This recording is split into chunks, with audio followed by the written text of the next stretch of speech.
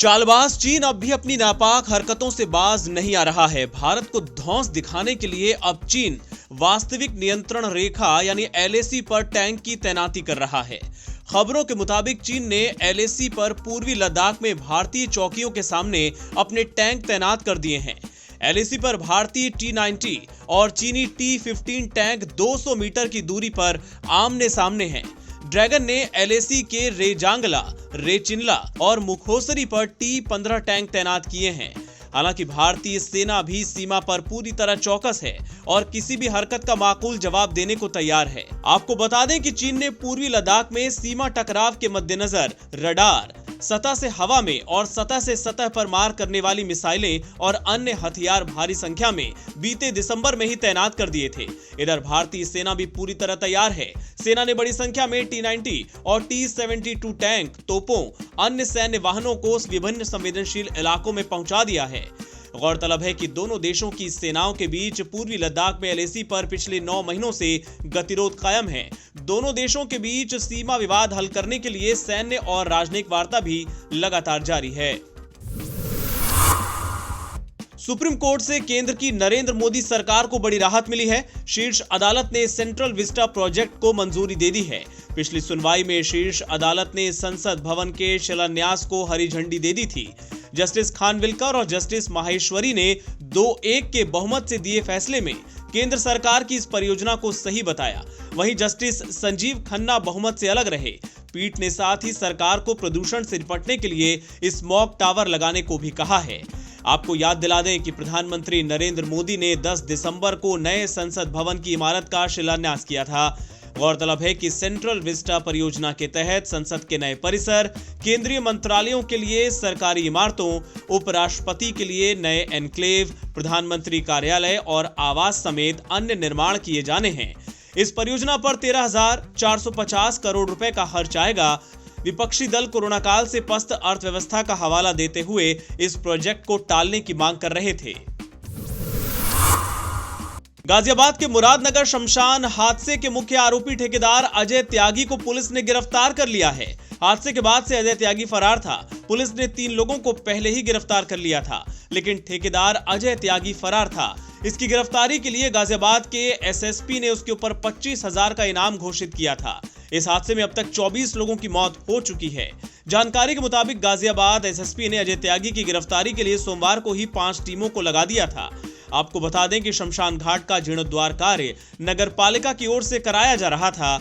ठेकेदार अजय त्यागी ने 50 लाख रुपए में यह टेंडर लिया था। बताया जा रहा है कि वो पिछले 12 सालों से नगर पालिका में ठेकेदारी का काम कर रहा है। वो यहाँ का बड़ा ठेकेदार बताया जाता है। जिस बरामदे का लिंटर गिरने से इतने लोगों की जान गई, उसे मात्र 2 महीने पहले ही बनाया गया था। ब्रिटेन के प्रधानमंत्री बोरिस जॉनसन ने कोरोना के नए स्ट्रेन के बढ़ते मामलों के मद्देनजर देश में लॉकडाउन का ऐलान कर दिया है। जॉनसन ने कहा कि कोरोना के खिलाफ लड़ाई के लिए कम से कम फरवरी के मध्य तक नया स्टे ऑन होम लॉकडाउन लगाया गया है, ताकि जो घातक वायरस तेजी से फैल रहा है उसे रोका जा सके। इस घोषणा के साथ ही ब्रिटिश पीएम ने लोगों से घर पर रहने की अपील की। मंगलवार से स्कूल, कॉलेज और यूनिवर्सिटी ऑनलाइन ही चलेंगे। लॉकडाउन की घोषणा के साथ अब लोगों का घर से बाहर निकलना लगभग बंद हो जाएगा। सिर्फ जरूरी काम से ही लोग बाहर जा पाएंगे। प्रधानमंत्री ने सोमवार रात देश को संबोधित करते हुए कहा कि जिस तरह संक्रमण के मामले बढ़ रहे हैं, ये साफ है कि हमें और मेहनत करने की जरूरत है। आपको बता दें कि ब्रिटेन में कोरोना वैक्सीनेशन का काम भी शुरू हो चुका है। फाइजर और ऑक्सफोर्ड एस्ट्राजेनेका की वैक्सीन लोगों को लगनी शुरू हो गई है। भारत में कोरोना वायरस के खिलाफ 2 वैक्सीन को इमरजेंसी इस्तेमाल की मंजूरी मिलने के बाद सियासत और बयानबाजी जोरों पर है। सीरम इंस्टीट्यूट ऑफ इंडिया के प्रमुख अदार पूनावाला की ओर से कोरोना के खिलाफ केवल 3 टीकों को प्रभावी बताए जाने के बाद भारत बायोटेक के चीफ कृष्णा इल्ला ने इस पर पलटवार किया।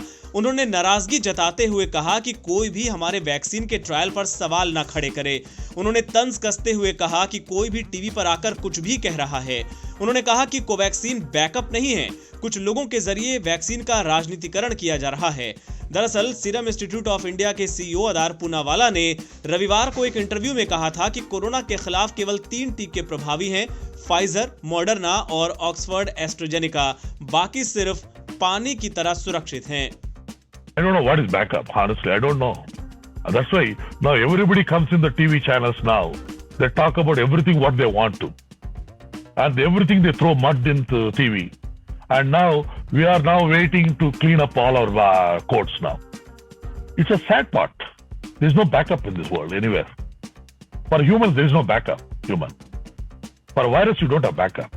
It's a vaccine, another vaccine. That's it. And I think these sort of statements, people should be responsible in giving statements like these. People are talking about risk-taking and all that. We are the only company who have taken a risk in this country, honestly. I have not got any Gates Foundation money. I have not got any money from the government of India. I have taken all the risk of creating a BSL-3 facility. We have done everything clinical trial ourselves with our cost. And by risk also, we manufactured 20 million doses. I never said no government should buy. I said it's moral responsibility as a scientist I should do for the country, for public health at large. Okay? People think when I say public health at large, am I a politician? I'm not a politician. But I'm in a public health system. Vaccination is a public health program. It is a children's saving. Healthy people are saving. Healthy people should be saved from the infection. That is our business. So when we work, we have not taken a money.